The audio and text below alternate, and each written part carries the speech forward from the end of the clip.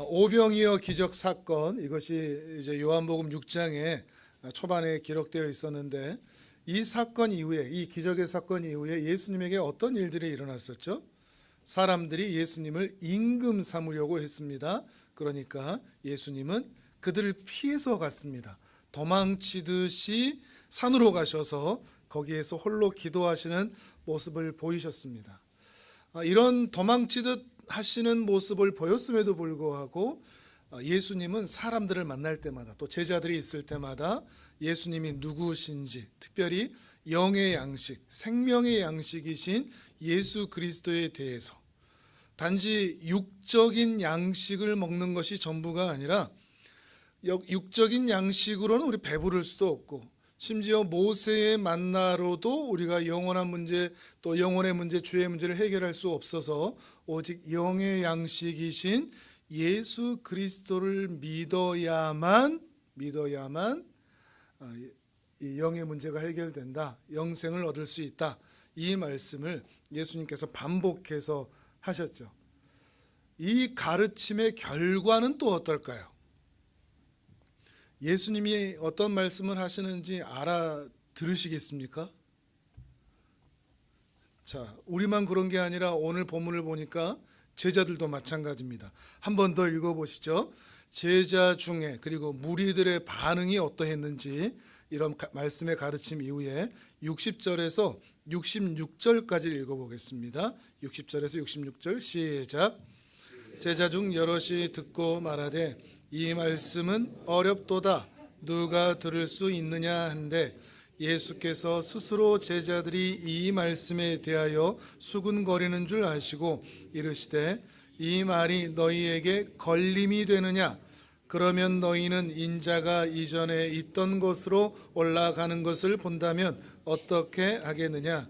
살리는 것은 영이니 육은 무익하니라. 내가 너희에게 이른 말은 영이요 생명이라. 그러나 너희 중에 믿지 아니하는 자들이 있느니라 하시니, 이는 예수께서 믿지 아니하는 자들이 누구며 자기를 팔 자가 누구인지 처음부터 아심이러라. 또 이르시되 그러므로 전에 너희에게 말하기를 내 아버지께서 오게 하여 주지 아니하시면 누구든지 내게 올 수 없다 하였노라 하시니라. 그때부터 그의 제자 중에서 많은 사람이 떠나가고 다시 그와 함께 다니지 아니하더라. 아멘. 오병이어 그 신비한 기적의 사건, 우리는 생각하지 않습니까? 최소 남자들만 5천 명을 먹인, 수천 명, 수만 명을 먹인 기적의 사건인데, 이 기적의 사건의 결과는 사람들이 예수를 떠났다입니다. 독특하지 않습니까? 우린 이런 부분들을 잘 생각해 보지는 않았었죠. 근데 그 떠난 사람들이 누구냐? 그냥 무리들이라고 얘기하지 않고 제자들이라고도 표현을 합니다.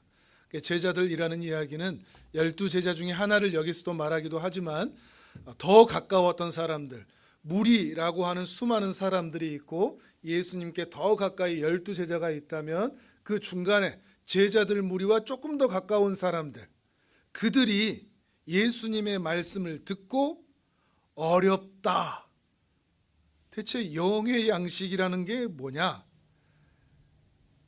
하늘의 만나를 먹어도 죽는다는 말이냐? 우리는 그거라도 먹고 싶은데 예수의 살을 먹는다는 건 또 뭐냐? 피를 마신다는 건 또 뭐냐? 그러면 예수가 죽어야 된다는 이야기인데 우리가 사람을 먹어야 된다는 이야기냐? 이 말은 너무 어렵다, 이렇게 사람들은 생각해 왔다는 것입니다. 아마도 그 중에 많은 사람들은, 떠났던 그들은 예수님이 미치광이처럼 보였을 겁니다. 우리는 너무 자연스럽게 오병이어 그러면 기적만 생각하지만, 지금까지 말씀드려 왔듯이 예수님은 오병이어를 통해서 기적의 사건, 표적의 사건만 보이려고 한 것이 아니라 그 사건을 통해서 예수님이 생명의 떡이요, 또한 예수 그리스도께서 십자가에서 죽으셔서 자기 살을 떼고 자기 피를 흘려 그 사건을 믿는 자들이 영원한 생명을 얻게 되실 것에 대해서 말씀하셨다는 겁니다. 근데 여러분, 여러분도 이 말을 들으면 이게 뭐냐 싶지 않습니까? 근데 그 당시에 그 자리에 있었다는 사람들은 더 심했던 것이죠. 이들은 뭘 기대할까요? 하늘의 만나를 기대하죠. 만나가 떨어질 것을 기대하는 겁니다. 이 이스라엘의 독립 문제 이것도 해결해 주고 이스라엘 백성들의 먹고 사는 문제 이거나 해결해 주면 좋겠는데 예수님은 그럴 기미가 보이지를 않는 겁니다. 그래서 떠난 겁니다. 우리가 지금 예수님을 왜 따르고 있는지 그들과 대비해서 생각해 볼 필요가 있습니다. 여러분은 이것이 이해가 되십니까? 어렵도다 이런 분 안 계십니까? 걸림이 된다 이런 마음 들지 않으십니까?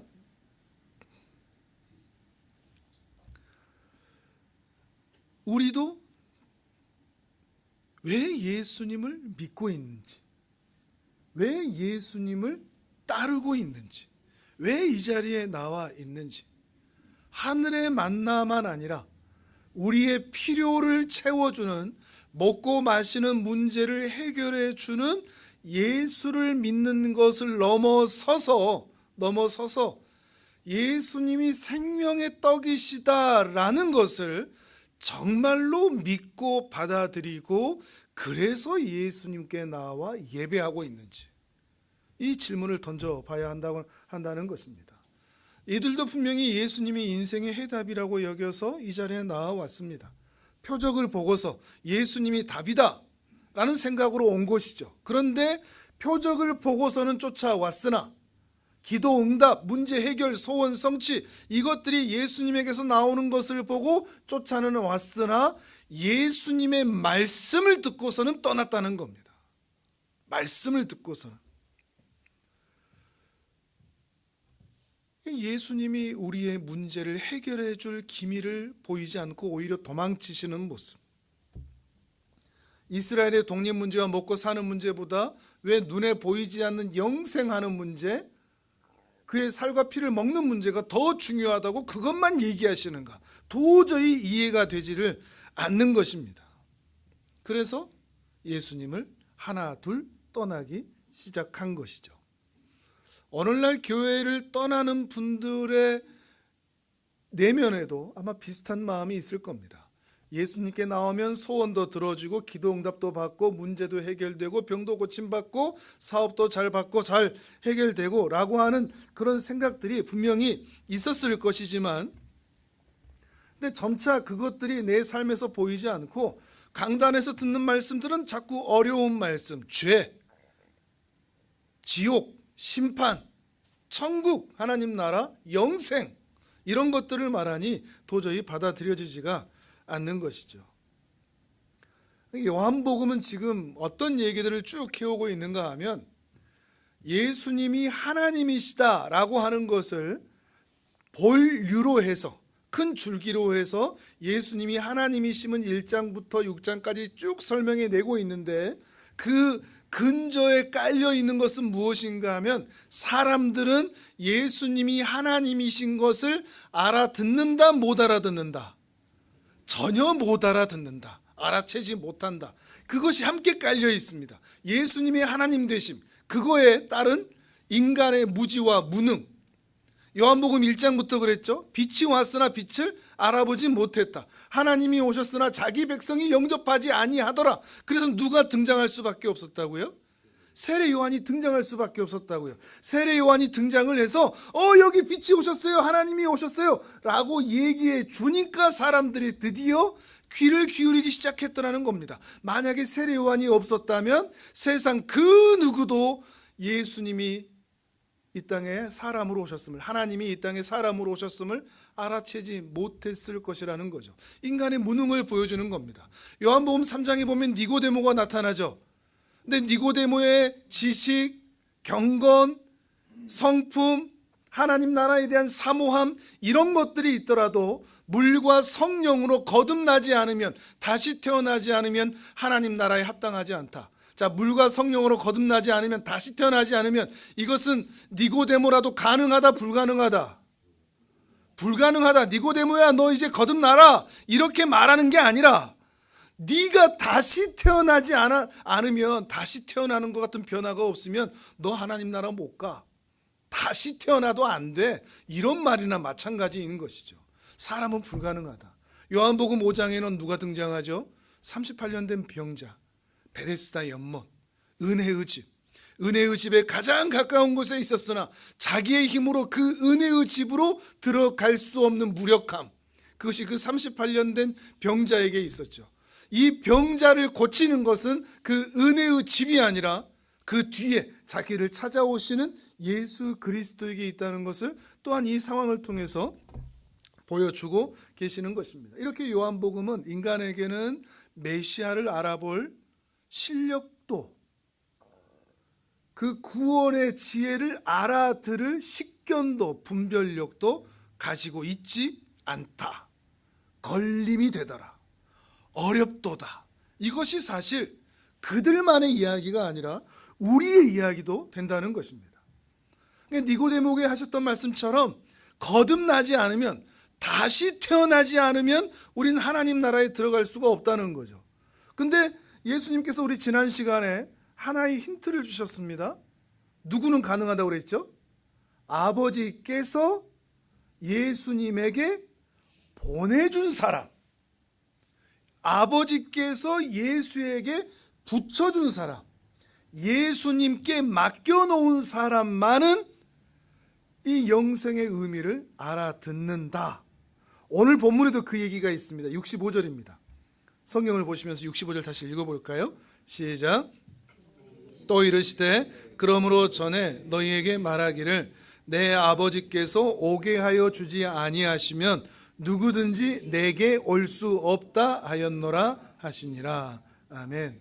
자, 그러면 구원은 전적으로 하나님의 은혜다, 이 말을 하고 있는 거죠. 자, 우리가 할 수 있는 것은 있다 없다? 없다죠. 힘차게 없다가 나오십니까? 방법이 없지 않습니까? 그럼 우리는 어떻게 하라는 말이야? 우리는 그저 기대는 수밖에 없습니다. 생명책에 내 이름이 적혀 있기를. 우린 이것밖에 할 수 있는 게 없습니다.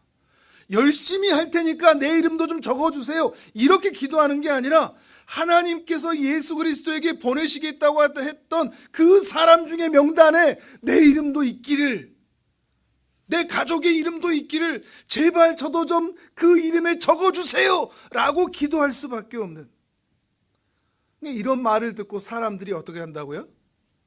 떠났다 그러는 겁니다. 떠났다. 열심히 하면 될 줄 알았거든요. 열심히 신앙생활하고 열심히 교회 다니고 열심히 봉사하고 열심히 주여 주여 외치면 구원이 주어질 줄 알았단 말이죠. 그런데 예수님은 아니다 그렇게 말씀하고 계시기 때문입니다.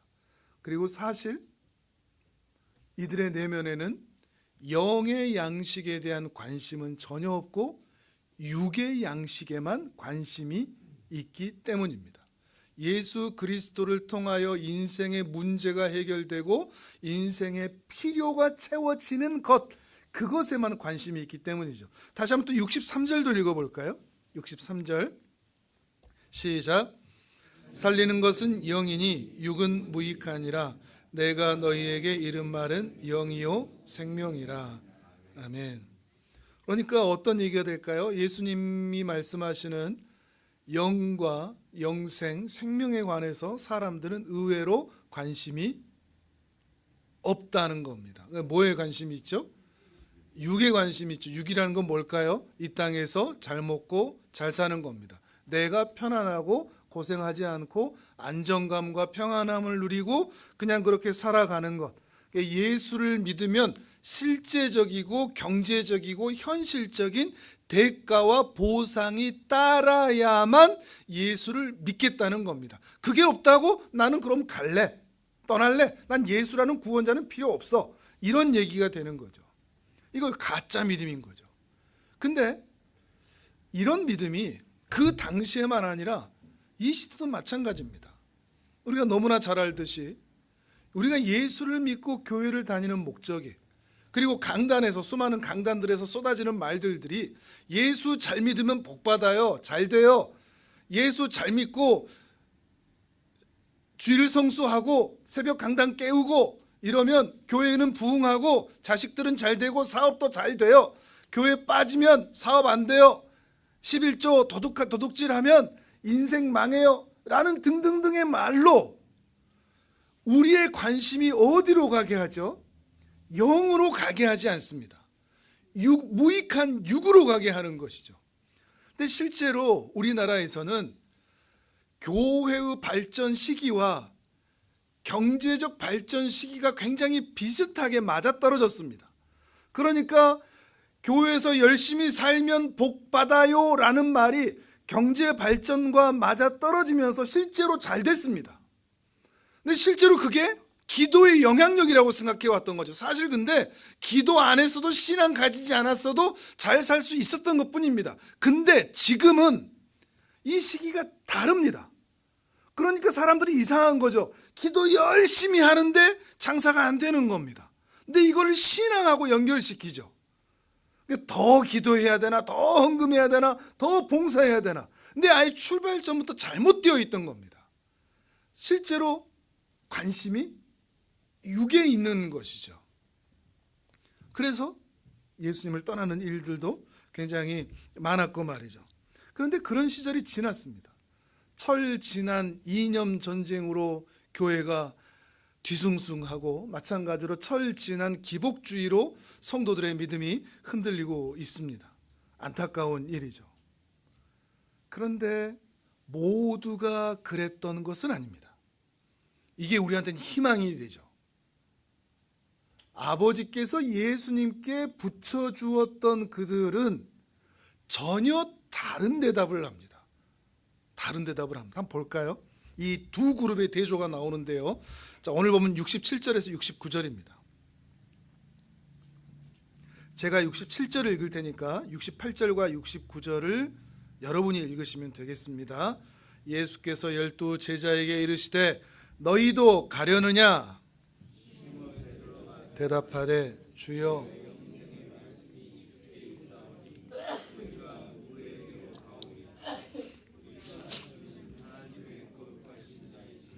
믿고 알아사옵나이다. 아멘. 기가 막힌 대답이 나오죠. 감동이 되는 말씀입니다. 예수께서 그러시죠. 너희도 갈래? 너희도 세상으로 그냥 돌아갈래? 베드로가 대답합니다. 주여, 영생의 말씀이 여기 있는데, 기적, 표적 이런 거 말하지 않죠. 영생의 말씀이 여기 있는데 우리가 어디로 가겠습니까? 우리는 이제 예수님이 하나님이 보내신 거룩한 분이라는 사실을 알고 믿습니다. 얘기하고 있는 거죠. 근데 이것도 사실 기가 막힌 겁니다. 예수님은 이제 막 30세쯤 되었습니다. 인생의 어떤 그런 생명의 말씀을 가질 만한 포스나 아우라 또는 식견, 연륜, 경험 있기가 어려웠을 겁니다. 목수의 아들이었으니까요. 나사렛에서 자랐었으니까요. 대단한 업적과 성취가 있는 것도 아닙니다. 30년 그렇게 목수의 아들로 살다가 이제 막 하나님의 일을 한다고 달려들고 있는 것이죠. 그런데 이들은 예수에게서 볼품, 외적인 모습에서의 볼품을 발견한 게 아니라 어떤 기적이나 대단한 실력을 발견한 게 아니라 그에게는 생명의 말씀이 있다는 걸 발견한 겁니다.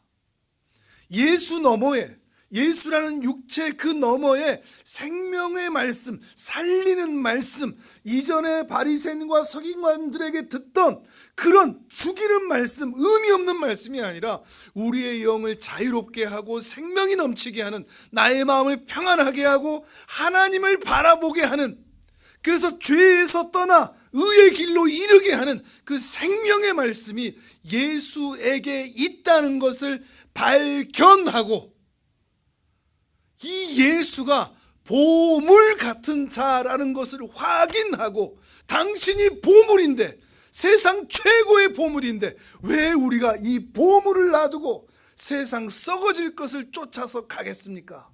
이런 말이 되는 것입니다. 나 다른 거 다 놓치더라도, 나보다 똑똑한 사람들이 당신 욕하고 떠나더라도 나는 당신을 쫓겠습니다. 자, 이들의 고백이 오늘도 마태복음 13장을 보면서 어떤 천국을 향하여 쫓아가는 모습인지, 같이 한번 살펴보도록 하겠습니다. 마태복음 13장입니다.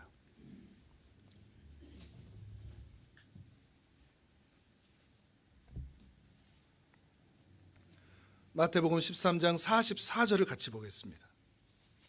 자, 화면을 보셔도 되고 성경을 찾으셔도 됩니다. 마태복음 13장 44절입니다. 자, 우리 같이 읽겠습니다. 시작. 천국은 마치 밭에 감추인 보화와 같으니 사람이 이를 발견한 후 숨겨두고 기뻐하며 돌아가서 자기의 소유를 다 팔아 그 밭을 사느니라. 아멘. 우리 아이들이 나와서 천국은 마치 불렀던 그 말씀이 여기 있죠. 천국은 마치. 천국은 마치 뭐 같다 그러죠? 천국은 보물이다 그럽니다. 보물이다. 보물은 뭐죠?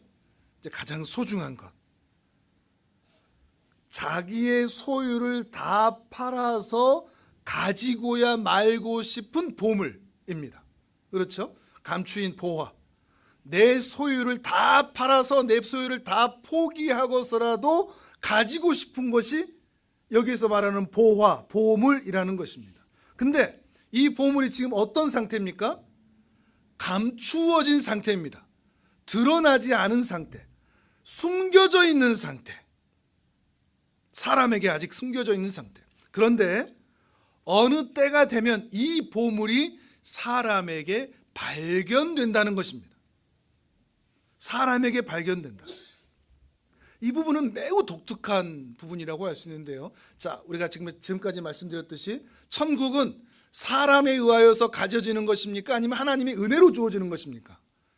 하나님의 은혜로 주어지는 것입니다. 분명한 사실입니다. 그런데 이 비유에서는 어떻게 말하느냐? 천국은 하나님의 은혜에 의하여 택함을 받은 자들은 천국이 얼마나 소중한 보화요 보물인 줄을 알고 그 보물을 사모하고 애착하여 반드시 그것을 얻고자 하는, 가지고자 하는 열심과 사모하는 마음을 가지게 되어 있다. 이것을 말하고 있는 것입니다. 그 은혜를 입은 사람은 천국에 대한 열심과 사모함으로 반드시 그 천국을 발견하게 되어 있다는 것입니다. 자, 더 차근히 살펴보도록 하겠습니다. 비유에서 보물을 발견한 사람이 누구인지는 밝히지 않고 있는데 밭에서 발견했다고 하면 아마도 누구겠습니까? 농부겠죠, 농부. 머리를 좀 써보세요. 듣고만 있지 마시고 정신을 차리시고 지금 이게 어떤 상황인가 한번 생각을 해보세요. 농부일 겁니다. 농부가 뭐 하다가 보물을 발견한 거죠? 밭을 갈다가, 그러니까 자기 일을 하다가. 그러니까 농부의 일상이죠. 농부의 직장일 수도 있고요, 일터일 수도 있고요, 생존 기반일 수도 있습니다. 근데 이 밭을 갈다가 보물을 발견했는데 보물을 발견하고 나서 자기 소유를 다 팔아 이 밭을 샀다면 이 밭은 농부의 겁니까? 다른 사람의 것입니까? 다른 사람의 것이었죠. 여러분 결과만 얘기하신 거군요. 저의 의도는 그 앞에 농부의 것이 아니었죠. 근데 여윳돈이 있으면 자기 거 안 팔고 다 안 팔고 그냥 여유롭게 이 밭을 살 수 있을 텐데 여윳돈이 없으니까, 소위 가난하니까, 가진 것이 없으니까 자기한테 있는 걸 전부 다 팔아서 이 밭을 사야만 하는, 농부였고 남의 밭을 가는 품꾼이거나 소작이인 형편이 어려운 한 사람이 밭에서 일을 하다가 보물을 발견한 내용인 거죠. 자, 그러면 예수님께서는 이 천국이 어떤 곳이라고 말하는 거죠? 천국은 하나님의 은혜로 거저받는 것이지만 또한 동시에 하나님의 은혜를 입은 자는 천국을 이런 자세로 사모한다라는 겁니다. 천국 죽으면 가나? 아니면 지옥 가나? 교회 다니다 보면 천국 얻게 되나? 이런 생각이 아니라 천국에 대해서는 하나님의 은혜를 받은 자라면 내가 가진 모든 것을 다 포기하고 버려서라도, 내려놓아서라도, 지난날 내가 가지고 있던 모든 소유를 다 가치 없다라고 생각할 정도로 다 버려서라도 기어이 이 천국을 사고야마는 그 사모함과 애착이 있다, 이 말씀을 하고 있는 것입니다. 천국은 그러니까 이만큼이나 가지고 싶어하는 마음, 사모하는 마음, 소중히 여기는 곳이라는 것이죠. 이런 애착을 가졌던 사람이 있습니다. 야곱입니다. 야곱은 복중에서 하나님의 은혜로 이미 택하심을 받은 사람입니다. 택하심을 받은 사람이면 가만히 있어도 누구의 은혜가 되겠습니까? 그게 자기 소유가 됩니다. 야곱은 택함을 에서가 아닌 야곱을 택하셨기 때문에 가만히 있어도 하나님은 모든 은혜를, 상속권을 야곱에게 주실 겁니다. 근데 야곱은 어떻게 했죠?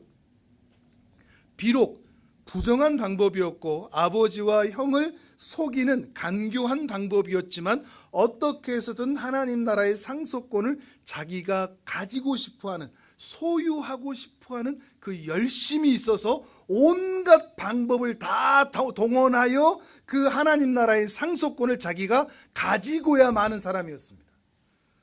물론 출발은 이랬지만 하나님께서는 그의 인생 동안 그를 다루셔서 평생토록 하나님의 나라를 사모하는 자로 변하지 않게 지켜주셨습니다. 정말 하나님 나라를 사모하는 자, 천국의 은혜를 입은 자는 이만큼 하나님의 나라를 사랑하고 소유하고 기뻐한다는 것을 보여주고 있는 것이죠. 천국에 대한 사모함. 근데 에서는 어떻죠? 야곱의 형인 에서 하나님 나라를 경멸하였습니다. 가볍게 여겼다는 말입니다. 하나님 나라에 대한 사모함이 없었습니다. 무엇만도 못했죠? 상속권이 붉은 팥죽만도 못했습니다. 붉은 팥죽과 상속권을 바꿔버릴 만큼 하나님 나라에 대한 애착과 사모함이 전혀 없었다는 것입니다. 자, 계속해서 보겠습니다. 진주상인의 비유도 있습니다. 마태복음 13장 45절 46절을 읽겠습니다. 같이 읽습니다. 시작. 또 천국은 마치 좋은 진주를 구하는 장사와 같으니 극히 값진 진주 하나를 발견하매 가서 자기의 소유를 다 팔아 그 진주를 사느니라. 아멘. 비슷한 내용인데 완전히 다른 상황입니다. 한 사람은 농부였습니다. 또 한 사람은 상인이었습니다. 한 사람은 감춰진 보물을 찾는 사람이었는데 또 한 사람은 이미 드러나 있는 극히 값진 진주를 찾아 헤매는 사람이었습니다. 한 사람은 가난한 사람이었고 한 사람은 부유한 사람이었습니다. 한 사람은 보물에 대해서 전혀 알지 못하는 사람이었는데 상인은 극히 값진 진주를 알아볼 수 있는 식견도 가지고 있는 사람이었습니다.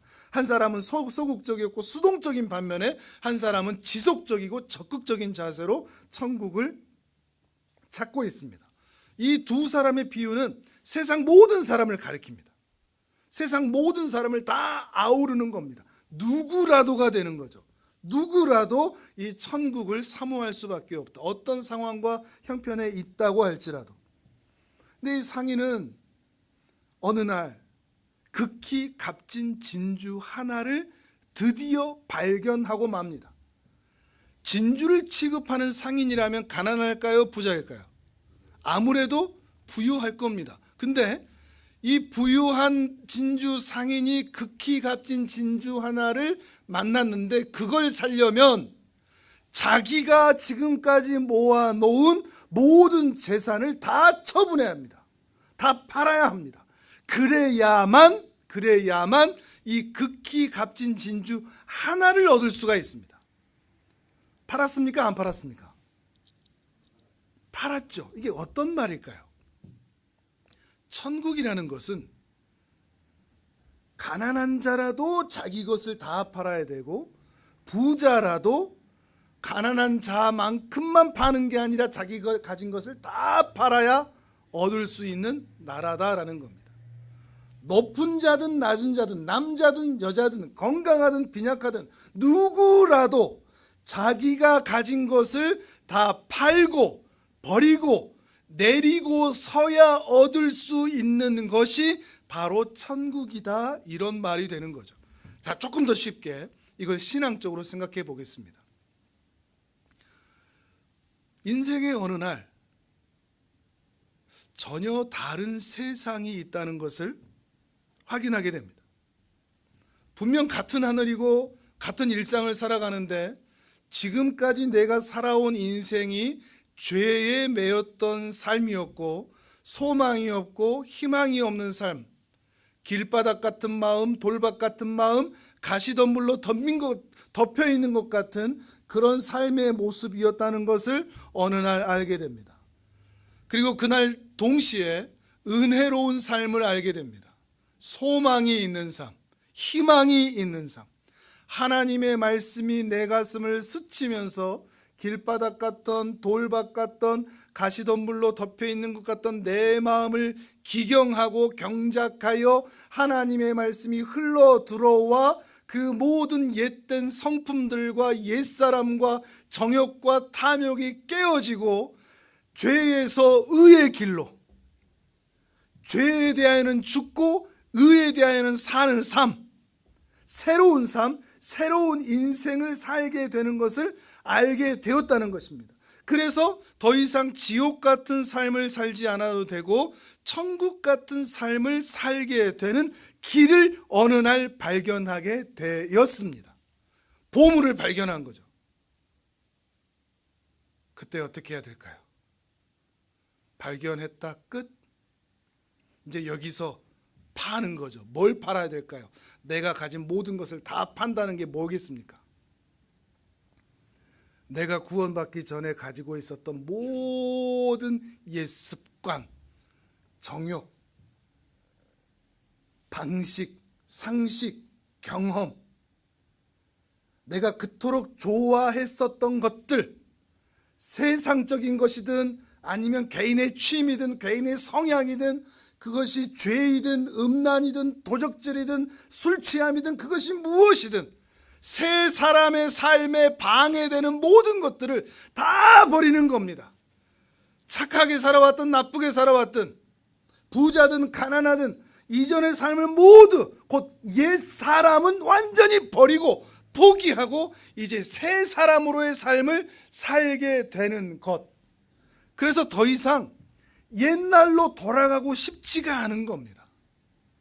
흥청망청 살던 때, 진리가 없이 살던 때, 사망에 놓여 살던 때, 희망 없이 소망 없이 불안과 공포와 두려움으로 살던 때, 그때로 돌아가고 싶지 않기 때문에 기어이 내가 가진 모든 것을 버리고 포기하는 겁니다.